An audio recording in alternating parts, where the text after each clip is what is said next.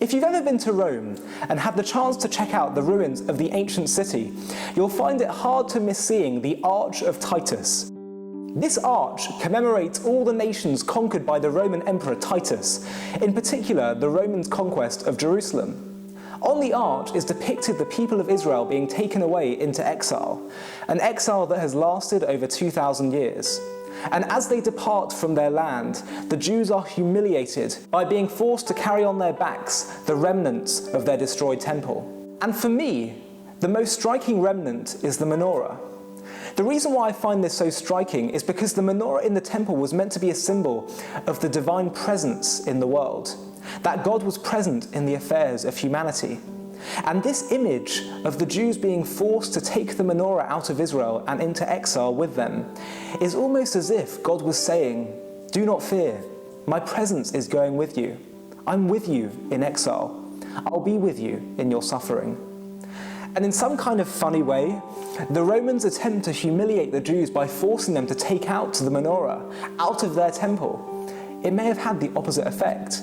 Perhaps it gave them a message of hope that God was going to be with them. He would sustain them throughout the many years of exile and persecution that was to follow. You know, many people make the mistake of thinking that the most fundamental Jewish belief is belief in God. But I think that's mistaken. Yes, of course, belief in God is fundamental to Judaism, but I think it's more specific than that. It's not just that we believe in God, it's that we believe in a God that cares. A God that loves every individual on this planet, that seeks a relationship with him or her, and that has instilled in each person a divine purpose. If you don't believe me, just look at the first of the 10 Commandments. I am the Lord your God who took you out of the land of Egypt. It's not I am God who created the universe, it's I am God that took you, the Jewish people, out of Egypt.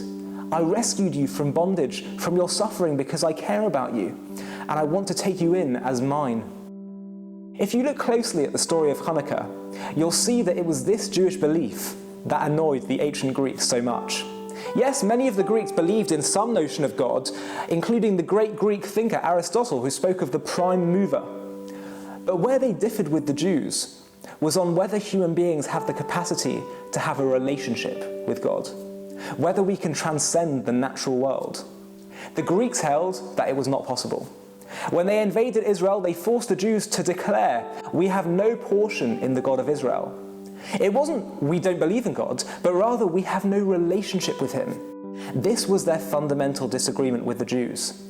And the Jewish belief that God does care about us was highly threatening to their worldview. Because if God cares about our actions, it means we are accountable. And if we are accountable, then we have responsibilities, and not everything is permitted. The rabbis refer to the Greek invasion of Israel as representing darkness.